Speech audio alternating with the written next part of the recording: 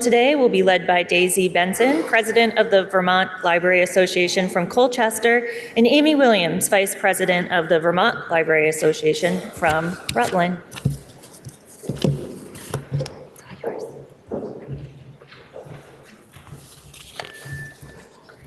The library is dangerous. Don't go in. If you do, you know what will happen. It's like a pet store or a bakery. Every single time you'll come out of there holding something in your arms. Those novels with their big eyes, and those no-nonsense, all-muscle greyhounds and Dobermans, all nonfiction and business. Cuddly when they're young, but then the first page is turned. The donut scent of it all, knowledge, the aroma of coffee being made, and all those books, something for everyone, the deli offerings of civilization itself. The library is the book of books. It's concrete and wood and glass covers, keeping within them the very big, very long story of everything. The library is dangerous, full of answers. If you go inside, you may not come out the same person who went in.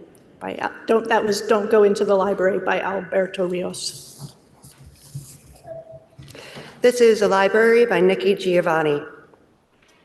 A library is a place to be free, to be in space, to be in cave times, to be a cook, to be a crook, to be in love, to be unhappy, to be quick and smart, to be contained and cautious, to surf the rainbow, to sail the dreams, to be blue, to be jazz, to be wonderful, to be you. A place to be, yeah, to be.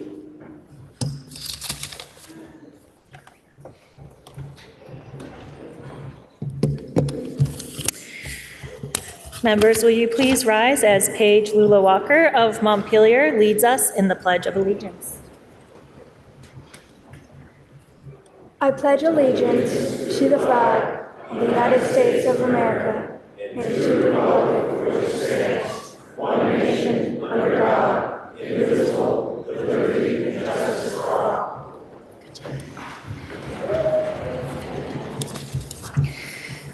Members, we have two bills on the notice calendar requiring referral to a money committee pursuant to House Rule 35A. The first is Senate Bill 142, which is an act relating to a pathway to licensure for internationally trained physicians and medical graduates.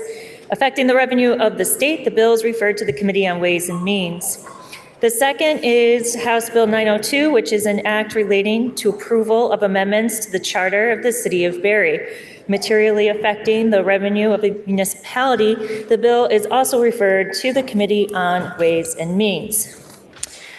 Members, we've received a request to read a House concurrent resolution that the House and Senate adopted pursuant to the consent calendar. HCR 218 is a House concurrent resolution recognizing April 2026 as the month of the military child in Vermont.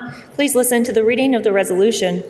Whereas the children of members of the U.S. military, who number approximately 1.6 million, exemplify strength, adaptability, and a global outlook, reflective of their unique experiences in military families, and they face long deployments and frequent separations from loved ones with courage and grace.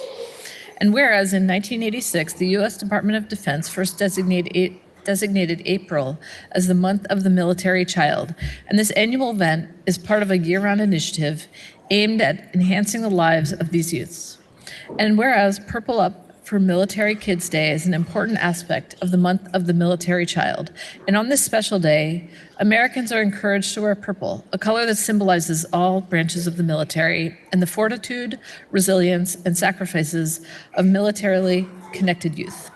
And whereas, although April 10th and April 15th are both widely observed as the dates for this colorful celebration, since the General Assembly is commemorating the month of the military child today, April 21st, 2026 is an ideal day for wearing purple in support of military children. And whereas the month of April is designated for the recognition of military children who in reality serve alongside their families, and these youngsters personal adaptability to changing circumstances, which enables their parents to protect and defend our nation, is worthy of applause and recognition. Now, therefore, be it resolved by the Senate and House of Representatives that the General Assembly recognizes April 26 as the month of the military child in Vermont. And be it further resolved that the Secretary of State be directed to send a copy of this resolution to the Vermont National Guard Office of Child and Youth Services. Are there any announcements? Member from Milton. Madam Speaker, we just heard a resolution honoring the Military Month of the Child. The military child's flower has been affectionately and officially designated as the dandelion. Madam Speaker, may I read that brief poem? You may. Dandelions put down roots almost anywhere, and it is almost impossible to destroy. Is it an unpretentious plant, yet good-looking? It is a survivor in a broad range of climates. Military children bloom everywhere the winds carry them. They are hardy and upright. Their roots are strong, cultivated deeply in the culture of the military, planted swiftly and surely. They are ready to fly in the breezes that take them to new adventures, new lands, and new friends. Military children are well-rounded, culturally aware, tolerant, and extremely resilient.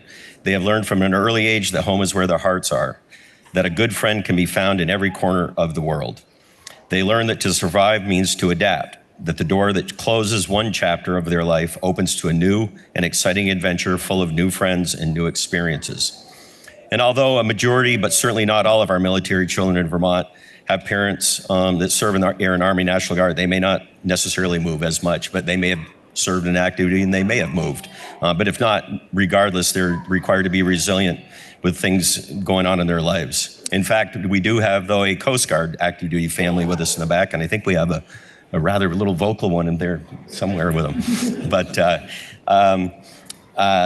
like I said, they may not all of them serve on active duty and be uprooted every 3, 4, 5 years, but nevertheless, their service causes certainly disruptions in their lives too. And as someone at the Capitol one time said to me, "What makes your service so special?" And my reply to them was, my service isn't special, but it's the uniqueness of the service of my sisters and brothers that count. And I think you've all heard me say that before. And it certainly applies to these young children, that the uniqueness of their parents' service and the service that they carry on through their parents is special, or excuse me, unique. Just like that example, the service, like I said, of our military children is also unique, and it sure does count. It is not necessarily that more is expected of them, but it is different, it is unique. And Madam Speaker, as I said, we have a contingent of military children, some of their parents, and members of the Vermont National Guard family programs with us. They are here for this recognition and are seated here behind me in the gallery. I would ask that you give them a hearty welcome. Will the guest of the member from Milton please rise and be recognized?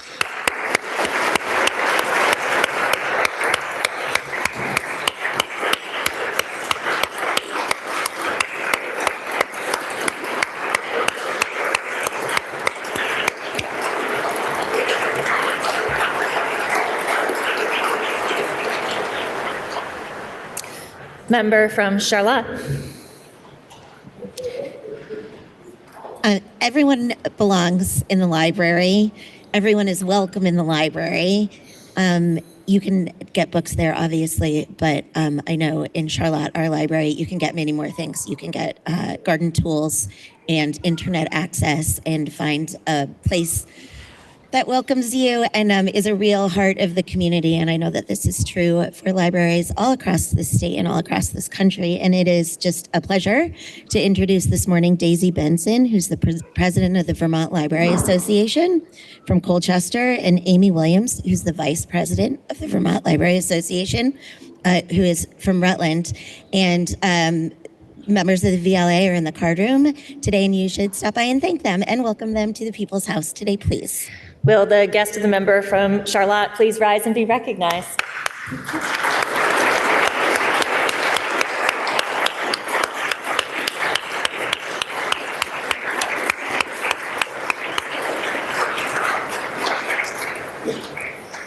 Are there any further announcements? Member from Montpelier. Madam Speaker, I'd like to introduce my legislative intern, Haley, this morning. Haley Hemian is a senior at the University of Vermont, where she's pursuing a Bachelor of Arts in both political science and health and society. While at UVM, Haley has honed an interest in health policy. Her coursework and research has focused on maternal and infant health and American politics. Haley is from Cape Elizabeth, Maine, where she will spend this upcoming summer studying for the LSAT. Please help me welcome Haley. She's sitting in the gallery this morning. Will the guest of the member from Montpelier please rise and be recognized?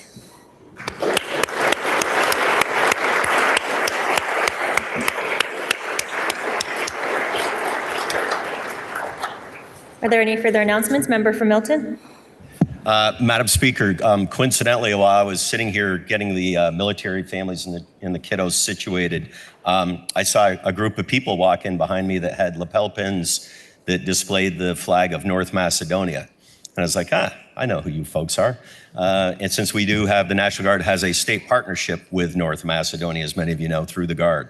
And there are a group of delegates that are here from North Macedonia under the Open World Program. It's a congressional program that they're here representing. They're staying with families, host families here in Vermont instead of hotels, which just gives them a good experience, I believe.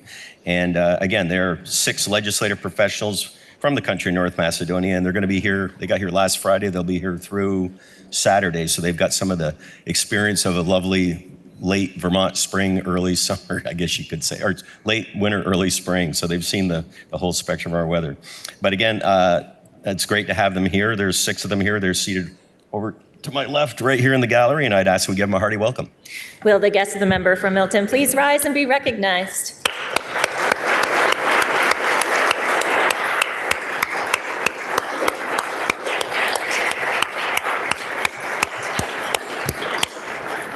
Are there any further announcements? Member from Northfield. Good morning, Madam Speaker. I have 4 guests in the House today from Norwich University, along with their professor, David Blythe. They're here to learn about the judicial system and the legislative process of what we do here. It's a great honor to meet them and know that 3 of them are heading into military service and 1 into law enforcement. Please give them a warm welcome. They're in the balcony or in the, I guess it's a balcony up there. But anyway, give them a warm welcome to the People's House. Thank you. Will the guest of the member from Northfield please rise and be recognized?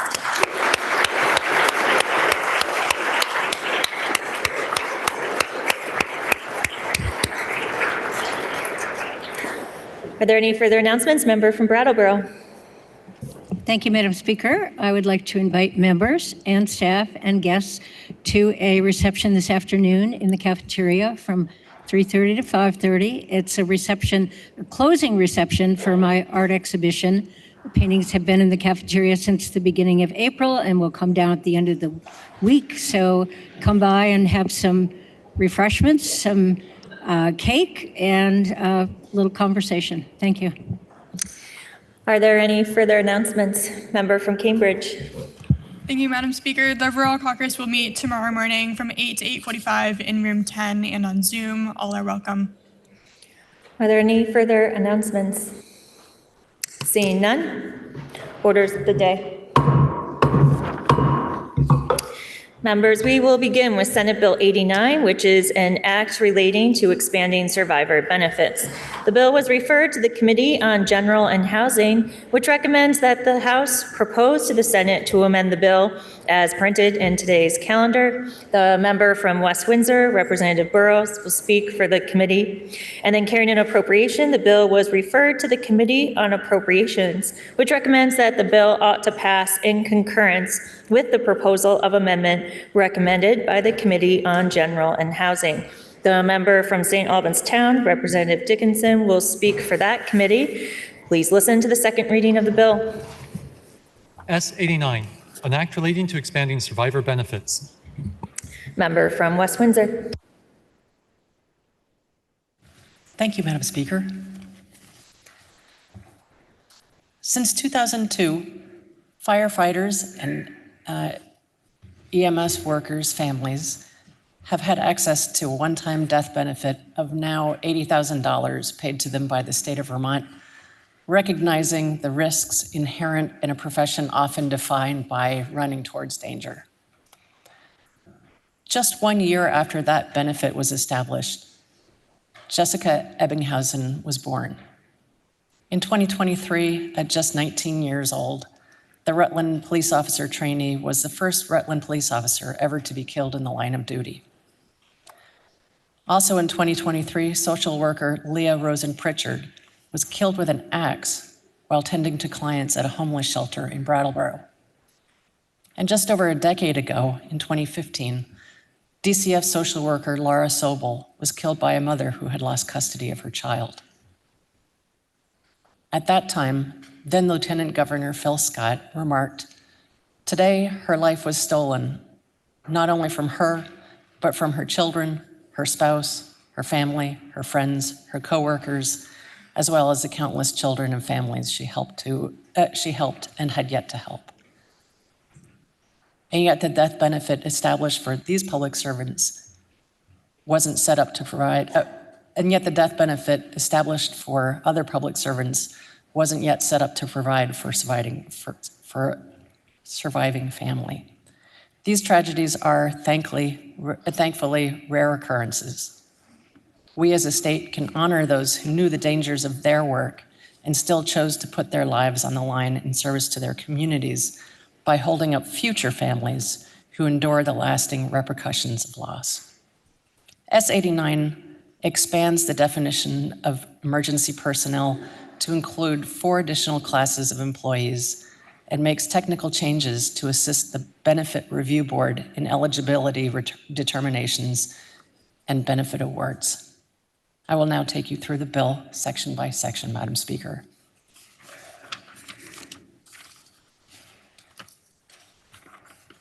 Section 1 addresses definitions. In addition to firefighters and emergency personnel, S89 adds the following categories of employees to the definition of emergency personnel: law enforcement officers certified by the Vermont Criminal Justice Council, facility employees of the Department of Corrections and the Department of Corrections employees who provide direct security and treatment services to offenders under their supervision in the community, classified family services employees in the Family Services Division of the Department for Children and Families, and classified medical employees of state-operated therapeutic community residences or inpatient psychiatric hospital units. Section 1 also adds a definition of in the line of duty for each of the new categories of covered employees. Section 2 describes the Emergency Personnel Survivors Benefit Review Board.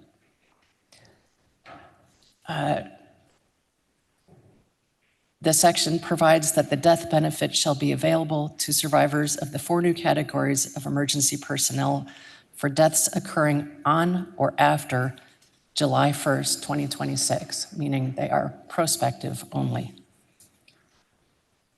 It also allows the Benefit Review Board to pay reasonable fees out of the Emergency Personnel Survivors Special Fund for a medical expert and other services as necessary when reviewing applications involving deaths from occupation-related illness. Section 3 regards the Emergency Personnel Survivors Benefit Special Fund. It allows expenses incurred by the board in evaluating applications involving deaths from occupation-related illnesses to be paid from the fund. It provides that in the event that the balance of the fund is insufficient to pay out benefits awarded by the board, the emergency board may transfer additional amounts into the fund to pay the benefits when the General Assembly is not in session.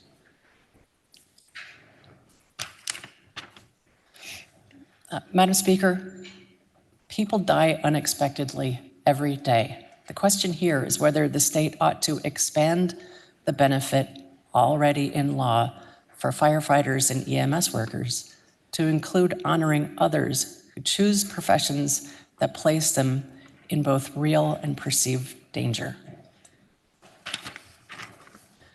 Witnesses appearing before the House Committee on General and Housing included the legislative coordinator for the Vermont State Employees Association, the Deputy Director of Benefits and Wellness from the Department of Human Resources, the Commissioner of the Department of Human Resources, the President of the Vermont Police Association, the Executive Director of the Vermont State Employees Association, the Associate Fiscal Officer of the Joint Fiscal Office, the Deputy Treasurer of the Office of the State Treasurer, the Senate sponsor of S89 from the Senate Committee on Government Operations.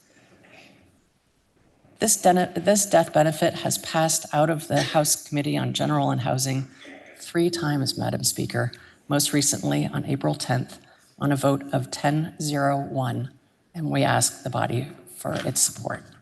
Thank you. And now speaking for the Committee on Appropriations, member from St. Albans Town. Thank you, Madam Speaker. The House Appropriations Committee reviewed S89. There is no money in this bill. At this time, there is enough money in the fund for one survivor's claim. Payments from the general fund are not that frequent to replenish the Emergency Personal Survivors Benefit Special Fund. There has not been that many payouts between 2002 and 2025. The one time we had to appropriate money from the general fund was in 2025. These deaths occur infrequently and are hard to predict, fortunately.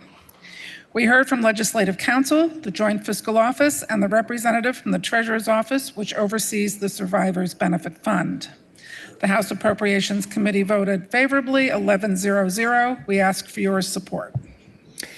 The question is, shall the House propose to the Senate to amend the bill as recommended by the Committee on General and Housing? Are you ready for the question? Member from West Windsor. I apologize, Madam Speaker. I forgot to include that the effective date is July 1st, 2026. Thank you. The question is, shall the House propose to the Senate to amend the bill as recommended by the Committee on General and Housing? Member from Rutland City. Thank you, Madam Speaker. Madam Speaker, I rise in support of S89, a bill that provides a survivor's benefit to the surviving spouses and children of law enforcement officers, family service workers, mental health professionals, and corrections officers who make the ultimate sacrifices and give their lives to protect Vermonters. This bill is fundamentally about children. While we hope this benefit will never be used, we know, unfortunately, we can't guarantee this will be the case, especially as threats and acts of violence increase. Today, I am thinking about the family of Jessica Ebenhausen, a 19-year-old police officer trainee from Rutland who tragically gave her life at 19 years old, having dreamed her entire life of a career of law enforcement. For my community of Rutland and the surrounding county, this is very important and a personal legacy for a life lost too soon. Madam Speaker, the fight for this bill took far too long and became far too political. But what matters is what is happening today. I would like to thank the member from Lowell for introducing a very similar bill nearly 3 years ago. It took 3 unanimous votes of the committees of this body and a lot of wrangling, but when you work in a nonpartisan manner to do the right thing, patience, persistence, and a little rebellion makes all the difference. We had hoped to call this bill Jessica's Law. Well, that didn't make it to the finish line. Let's hope Jessica is smiling down on us today. I urge the body to support this important bill. Thank you. Are you ready for the question? If so, all those in favor, please say aye. All those opposed, please say nay. The ayes appear to have it. The ayes do have it, and you have proposed to the Senate to amend the bill. Now the question is, shall the bill be read a third time? Are you ready for that question? If so, all those in favor, please say aye. All those opposed, please say nay. The ayes appear to have it. The ayes do have it, and third reading is ordered. Now we'll take up House Bill 626, which is an act relating to sexual extortion, voyeurism, and disclosure of sexually explicit images without consent. The bill passed the Senate in concurrence with a proposal of amendment that is printed in today's calendar.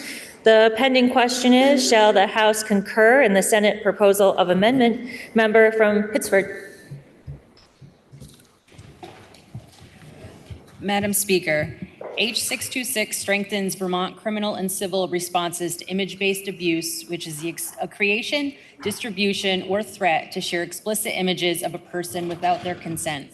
The Senate amendment proposal creates an enhanced penalty for voyeurism perpetrated against victims under the age of 18, structured similarly to the enhanced penalty for sextortion against minors included in the House-passed version of the bill.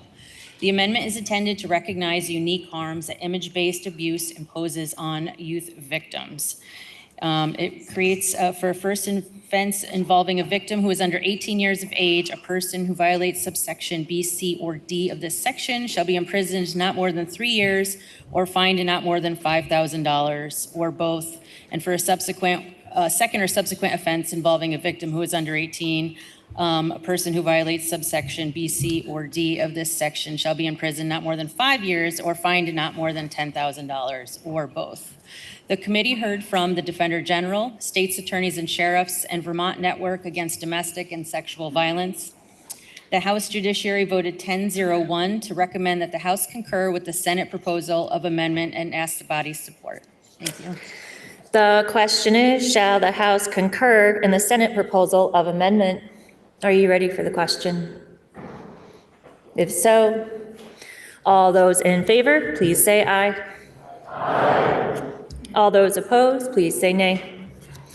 The ayes appear to have it. The ayes do have it, and you have concurred in the Senate proposal of amendment. Members, that completes the orders of the day. Are there any announcements? Member from Wolcott. Thank you, Madam Speaker. The Older Vermonters Caucus will meet tomorrow at noon in room 10. We will hear from the adult days in Vermont, including a new program that's co-locating childcare with an adult day that's working on being implemented. Again, tomorrow, noon in room 10. Thank you. Are there any further announcements? Member from Putney. Thank you, Madam Speaker. We listen to the news. It's easy to get discouraged. So when there's a good little bit of news about Vermont, it's easy to share. And there was just a report released that Vermont has the highest percentage of summer food programs for our kids.